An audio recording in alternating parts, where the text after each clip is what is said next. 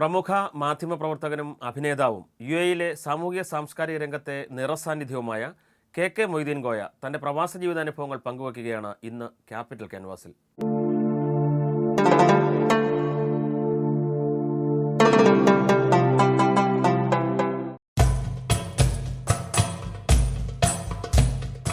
എഴുത്തുകാരൻ, മാധ്യമപ്രവർത്തകൻ, അഭിനേതാവ്, സാമൂഹ്യ പ്രവർത്തകൻ എന്നീ നിലകളിൽ ശ്രദ്ധേയമായ പ്രകടനങ്ങൾ കാഴ്ചവെച്ച KK മൊയ്തീൻ കോയ എന്ന ബഹുമുഖ പ്രതിഭ തന്റെ പ്രവാസ ജീവിതാനുഭവങ്ങൾ പങ്കുവയ്ക്കുകയാണ് ഇന്ന് ക്യാപിറ്റൽ ക്യാൻവാസിലൂടെ.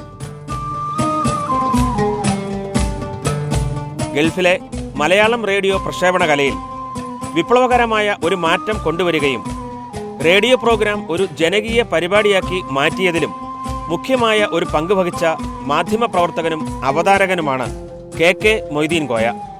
കോട്ടൂർ, അച്ചിയത്ത്, ഉമ്മർകുട്ടി, മറിയം ദമ്പതികളുടെ 5 മക്കളിൽ മൂത്ത മകനായ മൊയ്തീൻ കോയയിലെ പ്രതിഭയെ തിരിച്ചറിയുന്നത് MG മാഷ് എന്നറിയപ്പെടുന്ന നാടകാചാര്യനായ മകാരി ഗോപാലൻ മാസ്റ്ററും ചിത്രകലാധ്യാപകനായ വിഷ്ണു നമ്പൂതിരിയുമാണ്. ഗൾഫിലേക്ക് വരുമ്പോൾ മറ്റാരെയും പോലെ ഒരുപാട് വിഹ്വലതകൾ ഉള്ളിൽ സൂക്ഷിച്ചുകൊണ്ടാണ് ഞാനും വരുന്നത്. കാരണം നമ്മൾ നാട്ടിൽ നിന്ന് കേൾക്കുന്ന, നമ്മൾ ഈ ഗൾഫ് ലോകത്ത് നിന്ന് പുറത്തേക്ക് നമ്മുടെ നാട്ടിലേക്ക് തിരിച്ചു വന്ന ആളുകളുടെ പ്രകൃതങ്ങളൊക്കെ നോക്കിയാണല്ലോ നമ്മൾ ഇതിനെക്കുറിച്ചൊരു അഭിപ്രായം രൂപീകരിക്കുക. അപ്പോൾ എല്ലാവരെയും പോലെ വളരെ വിഹ്വലതകളോടെയാണ് ഞാൻ ഗൾഫ് ലോകത്തേക്ക് വന്നത്. എഞ്ചിനീയറായിട്ട് തന്നെയാണ് ജോലിക്ക് വന്നത്. പക്ഷേ ആ ജോലിക്കൊന്നും ശോഭിക്കാൻ പറ്റുന്ന എനിക്ക് ഒരു പ്രതീക്ഷയുണ്ടായിരുന്നില്ല. അങ്ങനെ പ്രതീക്ഷിക്കാനുള്ള ഒരു പ്രാഗൽഭ്യം എനിക്കതിലില്ല. അവിടെയാണ് വലിയ ഒരു മിറാക്കിൾ പോലെ ഒരു സംഗതി സംഭവിക്കുന്നത്. വലിയൊരു അത്ഭുതം തന്നെയാണത്. അന്നത്തെ എൻ്റെ ജനറൽ മാനേജറായിരുന്ന ഡോക്ടർ ഷക്കീൽ ഹാഷ്മി എന്ന് പറയുന്ന വലിയ മനുഷ്യൻ ഒരു ദിവസം ഗൾഫ് ന്യൂസ് പത്രത്തിലൊരു പരസ്യം എനിക്ക് കാണിച്ചു തരികയാണ്. മലയാളം റേഡിയോ പ്രൊഫഷണൽസിനെ വേണം പാർട്ട് ടൈം ജോലിക്ക് എന്ന് പറഞ്ഞുള്ളൊരു പരസ്യമാണ്. ഞാൻ ആ സമയത്ത് ഇവിടെ വന്ന അവസരത്തിൽ ആ ഒരു വർഷം മുഴുവനും ഇവിടെ മലയാളം റേഡിയോ കേൾക്കുക എന്ന് പറയുന്ന ഒരു അത്ഭുതത്തിൻ്റെ മുന്നിൽ നിൽക്കുകയാണ്. അപ്പോൾ അന്ന് റേഡിയോ, ഇന്നത്തെ റേഡിയോ ഏഷ്യ, അന്ന് Ras al Khaimah radio mister KPK Vengara ചേട്ടനും അതുപോലെ KP അബ്ദുള്ള, അവർ രണ്ടുപേരും അതിസാഹസികമായിട്ട് റേഡിയോ നടത്തിക്കൊണ്ടുപോകുന്ന ഒരു സമയത്താണ് ഞാൻ വരുന്നത്.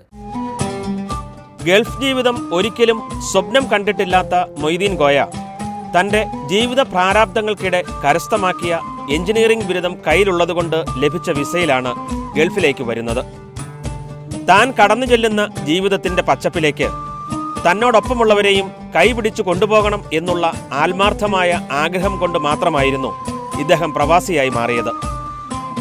തീർത്തും ദാരിദ്ര്യം നിറഞ്ഞ ഒരു ജീവിത സാഹചര്യത്തിൽ നിന്നുമെത്തി പഠിപ്പിലും പാഠ്യേതര വിഷയങ്ങളിലും മുന്നിൽ നിൽക്കുന്ന ആ വിദ്യാർത്ഥിയുടെ സർഗാത്മകമായ കഴിവുകൾ പ്രോത്സാഹിപ്പിക്കുവാൻ അധ്യാപകരും സഹപാഠികളും ഒട്ടും മടിച്ചില്ല.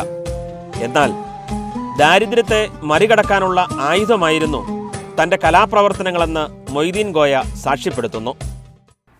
ഹൈസ്കൂൾ വിദ്യാഭ്യാസത്തിന് ശേഷം SSLC നല്ല മാർക്കോടുകൂടി പാസ്സായതുകൊണ്ട് പിന്നീട് എൻ്റെ ഫാറൂഖ് കോളേജിൽ എൻ്റെ ഗുരുനാഥന്മാരെ കൊണ്ട് ചേർക്കുന്നു. ഫാറൂഖ് കോളേജിൽ അന്ന് എനിക്ക് പുവർ ബോയ് ഫണ്ടിൽ നിന്ന് ഹോസ്റ്റൽ ഫ്രീ ആയിട്ട് കിട്ടുന്നു. പക്ഷേ അന്ന് ഫുഡ് ഫ്രീ ആയിട്ട് കിട്ടുന്നില്ല. അതുകൊണ്ട് എനിക്ക് അവിടെ കണ്ടിന്യൂ ചെയ്യാൻ പറ്റാതെ ഞാൻ ചളന്നൂർ SN കോളേജിലേക്ക് ട്രാൻസ്ഫർ വാങ്ങി ചളന്നൂർ ശ്രീനാരായണ കോളേജിൽ പഠിക്കുന്നു. പക്ഷേ ഞാൻ അതുവരെ പരിചയിച്ച എൻ്റെ സ്കൂൾ അന്തരീക്ഷവുമായി ഒരു തരത്തിലും പൊരുത്തപ്പെടാത്ത ഒരു കോളേജ് അന്തരീക്ഷം എനിക്ക് ഉൾക്കൊള്ളാൻ വളരെ ബുദ്ധിമുട്ടായിരുന്നു. എനിക്ക് പഠിക്കാൻ പോലും വളരെ ബുദ്ധിമുട്ടായിരുന്നു. അതുകൊണ്ടാണ് ഞാൻ എൻ്റെ ഗുരുനാഥന്മാരോട് വീണ്ടും പറഞ്ഞു, എനിക്ക് വേഗം ജോലി കിട്ടുന്ന വല്ലത് പഠിക്കണം. കാരണം വീടിൻ്റെ ഉത്തരവാദിത്തങ്ങൾ, ഞാൻ മൂത്ത കുട്ടിയാണ്, എനിക്ക് താഴെയുള്ളവരുണ്ട്. വീട് അന്ന് ഞങ്ങളൊരു ചെറ്റ വീട്ടിലാണ് താമസിക്കുന്നത്. അപ്പം ഉത്തരവാദിത്തങ്ങൾ വളരെ വലുതാണ്. അത് നിർവഹിക്കാൻ ഒരുപാട് മെഡിസിൻ, എഞ്ചിനീയറിംഗ് എന്നൊന്നും പറഞ്ഞ് സമയം കളയാനില്ല. അതുകൊണ്ട് വേഗം ജോലി കിട്ടുന്ന എന്തെങ്കിലും എനിക്ക് കാണിച്ചു തരണമെന്ന് എൻ്റെ ഗുരുനാഥന്മാരോട് ഞാൻ പറഞ്ഞപ്പോൾ അങ്ങനെ മോഡൽ ഇൻഡസ്ട്രിയൽ ട്രെയിനിങ് ഇൻസ്റ്റിറ്റ്യൂട്ടിൽ എൻട്രൻസ് എക്സാം എഴുതുന്നു, സെലക്ഷൻ കിട്ടുന്നു. അങ്ങനെ ഞാൻ ഇലക്ട്രോണിക്സ് എഞ്ചിനീയറിംഗ് പഠിക്കാൻ പോകുന്നു. യഥാർത്ഥത്തിൽ എനിക്ക് ഒരു താല്പര്യമില്ലാത്ത വിഷയമാണ്. സ്കൂൾ കലാമേളകളിലൂടെ വ്യക്തിഗത ചാമ്പ്യനായിരുന്ന ഈ വിദ്യാർത്ഥി നരയംകുളം ജവഹർ ബാലജന സഖ്യത്തിൻ്റെ പ്രവർത്തനങ്ങളിലൂടെ നടുവണ്ണൂർ എന്ന ഗ്രാമത്തിന് പുറത്തേക്കും ഇറങ്ങിച്ചെന്നു. കലാരംഗത്ത് എന്ന പോലെ കായിക മേഖലയിലും അക്കാലത്ത് തന്നെ മൊയ്തീൻ കോയ തൻ്റെ വ്യക്തിമുദ്ര പതിപ്പിച്ചു. എന്നാൽ തനിക്ക് സമൂഹത്തിനു വേണ്ടി പലതും ചെയ്യാൻ സാധിക്കുമെന്ന് തിരിച്ചറിഞ്ഞത് സ്കൗട്ടിലെയും ശാസ്ത്ര സാഹിത്യ പരിഷത്തിൻ്റെ പ്രവർത്തനങ്ങളിലൂടെയുമായിരുന്നു. കുറച്ചുകാലം ബാംഗ്ലൂരിൽ ജോലി ചെയ്തുവെങ്കിലും കലാരംഗത്തെന്ന പോലെ ജീവിതത്തിലും വലിയ മാറ്റമുണ്ടാക്കിയത് മലയാള മനോരമയുടെ എഞ്ചിനീയറിംഗ് വിഭാഗത്തിൽ ജോലി ലഭിച്ചപ്പോഴായിരുന്നു. ഇതിലൂടെ നിരവധി നാടക പ്രവർത്തകരുമായി ഇടപഴകുവാനും പ്രമുഖരുടെ കീഴിൽ നാടകങ്ങൾ അവതരിപ്പിക്കുവാനും സാധിച്ചു. കോട്ടയത്തും കോഴിക്കോട്ടുമായിട്ടുള്ള യൂണിറ്റുകളിലാണ് ഞാൻ ജോലി ചെയ്യുന്നത്. അപ്പം കോട്ടയത്ത് ഞാൻ ജോലി ചെയ്യുന്ന സമയത്തും എൻ്റെ ശ്രദ്ധ മുഴുവനും നാടക പ്രവർത്തനങ്ങളായിരുന്നു. അവിടെ ഞങ്ങൾ തിയേറ്റർ ആർട്സ് റിസർച്ച് സെൻറ്റർ എന്ന് പറയുന്ന ട്രാക്ക് എന്ന് പറയുന്ന ഒരു പ്രസ്ഥാനം, സ്കൂൾ ഓഫ് ഡ്രാമയിൽ നിന്ന് വന്നിട്ടുള്ള മണികണ്ഠദാസും അദ്ദേഹത്തിൻ്റെ പത്നി സോമിനിദാസും മണിയണ്ണനും സോമിനി ചേച്ചിയും കൂടെ തുടങ്ങിയൊരു പ്രസ്ഥാനമാണ്. അവിടെ എൻ പിള്ള സാറ് ഡയറക്ടറായിട്ട് പി ആർ ചന്ദ്രൻ, അതുപോലെ കുട്ടേട്ടൻ, വിജയരാഘവനൊക്കെ സഹകരിച്ചുകൊണ്ടിരുന്ന ഈ പ്രസ്ഥാനത്തിൻ്റെ സെക്രട്ടറിയായിട്ട് ഞാൻ പ്രവർത്തിക്കുന്നു. ഞങ്ങളൊരു വർഷത്തെ ഒരു കോഴ്സ് അവിടെ നടത്തുന്നു.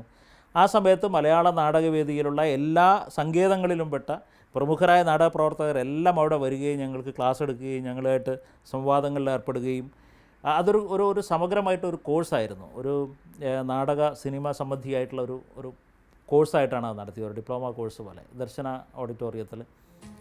സിനിമാ രംഗവുമായി സഹകരിച്ച് പ്രവർത്തിക്കാനുള്ള അവസരങ്ങൾ ഒത്തുവന്ന സാഹചര്യത്തിലാണ് 1993 കോയ ഗൾഫിലേക്ക് കയറുന്നത്. തുടർന്നാണ് ഇവിടുത്തെ രണ്ടാമത്തെ റേഡിയോ നിലയമായ ഉമ്മൽ ഖോയിൻ റേഡിയോയിലെ പ്രോഗ്രാം മാനേജരായി ചാർജ് എടുത്തത്. ശ്രോതാക്കൾക്ക് തങ്ങളുടെ അഭിപ്രായങ്ങളും നിർദ്ദേശങ്ങളും ലൈവായി ഫോണിലൂടെ അവതരിപ്പിക്കാനുള്ള അവസരം നൽകിയതിലൂടെ ഗൾഫിലെ റേഡിയോ പ്രക്ഷേപണ ചരിത്രത്തിൽ കെ മൊയ്തീൻ കോയ എന്ന പ്രതിഭയുടെ നാമം തങ്കലിപികളാൽ എഴുതി ചേർക്കപ്പെട്ടു. 5.5 വർഷങ്ങൾ ഉമ്മൽ ഖോയിൻ റേഡിയോയിൽ പ്രവർത്തിച്ചതിന് ശേഷം തൻ്റെ സ്വപ്ന സാക്ഷാത്കാരമായിരുന്ന ഏഷ്യാനെറ്റ് റേഡിയോ എന്ന സ്ഥാപനത്തിലേക്ക് ചേക്കേറി. അന്ന് ഞങ്ങൾ ഏഷ്യാനെറ്റ് റേഡിയോ ആരംഭിക്കുമ്പോൾ എൻ്റെ മനസ്സിലുണ്ടായിരുന്നത് ഒരു കമ്മ്യൂണിറ്റി റേഡിയോ, മലയാളികളെ മുഴുവൻ, പ്രവാസി മലയാളികളെ മുഴുവൻ, പ്രത്യേകിച്ചും താഴെത്തട്ടിലുള്ള തുച്ഛവരുമാനക്കാരായിട്ടുള്ള മലയാളികളെ പലതരത്തിൽ സഹായിക്കാൻ കഴിയുന്ന, ഏതൊക്കെ തരത്തിൽ സഹായിക്കാൻ കഴിയുമോ ആ തരത്തിലൊക്കെ സഹായിക്കാൻ കഴിയുന്ന ഒരു കമ്മ്യൂണിറ്റി റേഡിയോ, ഒരു സാമൂഹ്യ റേഡിയോ എന്നുള്ളതായിരുന്നു എൻ്റെ ഒരു ചിന്താഗതി. അത് സാധ്യമാക്കുന്നതിന് എൻ്റെ ടീം എല്ലാവരും, അന്ന് ഭാമ, രമേശ്, മനീഷ അടക്കമുള്ള ആളുകളുള്ള ടീം അതിശക്തമായിട്ട് പ്രവർത്തിച്ചു. അതുപോലെ തന്നെ ഈ പ്രവാസ ലോകത്തെ പല മേഖലകളിലുള്ള പ്രഗത്ഭരായിട്ടുള്ള പല വിദഗ്ധ വ്യക്തിത്വങ്ങളും ഞങ്ങളുമായിട്ട് സഹകരിച്ചു. സമൂഹത്തിലെ ആളുകൾക്ക് ആവശ്യമുള്ള എല്ലാ സംഗതികളും ഞങ്ങൾ റേഡിയോയിൽ പരിപാടികളായിട്ട് അവതരിപ്പിച്ചു. PT കുഞ്ഞു മുഹമ്മദിൻ്റെ ഗർഷോം എന്ന ചിത്രത്തിലൂടെ തൻ്റെ സ്വപ്നമായിരുന്ന സിനിമയിലേക്കുള്ള രംഗപ്രവേശനവും നടന്നു.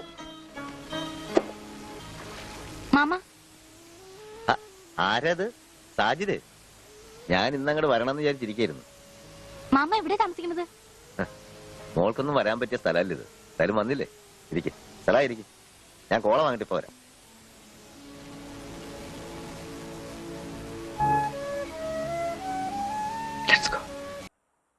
തുടർന്ന് അറബിക്കഥ എന്ന സിനിമയിലെ വിശ്വൻ കദളിക്കാട് എന്ന കഥാപാത്രത്തിലൂടെ ചലച്ചിത്ര നടൻ എന്ന നിലയിലും മൊയ്തീൻ കോയ സിനിമാ രംഗത്ത് സജീവമായി. കഴിഞ്ഞ കൊല്ലത്തെ അവാർഡ് കമ്മിറ്റിക്കാര് പാര വെച്ചതുകൊണ്ട് തലനാരഴയ്ക്കാ മിസ്സായത്. ലോകത്തിലെ ഏറ്റവും വലിയ കെട്ടിടത്തുനിന്ന് ഭൂമിയിലേക്ക് ഒരു വീഴ്ചയുടെ ദൂരേ ഉള്ളൂ വേണേട്ടാ. Diamond necklace, Gaddama, Pershyakkaran, red wine, 3 dots, Pathemari, amoeba എന്നിവ അതിൽ ചിലത് മാത്രം. അയാൾക്ക് നമ്മളുടെ അടുത്തേക്ക് തന്നെ വരാൻ തോന്നിയത് നമ്മളെ അയാൾ അടുത്ത ആൾക്കാരായി കണ്ടതുകൊണ്ടല്ലേ? അല്ലെങ്കിൽ വലിയ ഹോട്ടലിൽ പോയി താമസിക്കാൻ കാശില്ലാഞ്ഞിട്ടാണോ? അത് ശരിയാ. ആന വലിഞ്ഞാലും ലേബർ ക്യാമ്പിലെ തൊഴുത്തിൽ കെട്ടേണ്ട കാര്യമല്ലല്ലോ. മിണ്ടാതെ കിടന്ന് ഉറങ്ങടാ. ഇപ്പോൾ UAE എക്സ്ചേഞ്ച് എന്ന കോർപ്പറേറ്റ് സ്ഥാപനത്തിലെ മീഡിയ റിലേഷൻസ് അസോസിയേറ്റ് ഡയറക്ടറായി ജോലി ചെയ്യുന്ന മൊയ്തീൻ കോയയ്ക്ക് കലാരംഗത്തും സിനിമയിലും പ്രവർത്തിക്കുവാൻ പൂർണ്ണ പിന്തുണയാണ് സഹപ്രവർത്തകരിൽ നിന്നും ലഭിച്ചുകൊണ്ടിരിക്കുന്നത്. അതോടൊപ്പം തൻ്റെ കുടുംബാംഗങ്ങളും നൽകി വരുന്ന പിന്തുണയും പ്രോത്സാഹനവുമാണ് ഈ രംഗങ്ങളിൽ പിടിച്ചു നിൽക്കാൻ ഇദ്ദേഹത്തിന് പ്രചോദനമാകുന്നത്. സാമൂഹിക പ്രവർത്തകൻ, എഴുത്തുകാരൻ, അഭിനേതാവ് എന്നീ മേഖലകളിൽ ഇനിയും കൂടുതൽ ഉയരങ്ങളിലേക്ക് എത്തിച്ചേരുവാൻ അദ്ദേഹത്തിന് കഴിയട്ടെ എന്ന് അഹ്ലൻ അബുദാബി ആശംസിക്കുന്നു.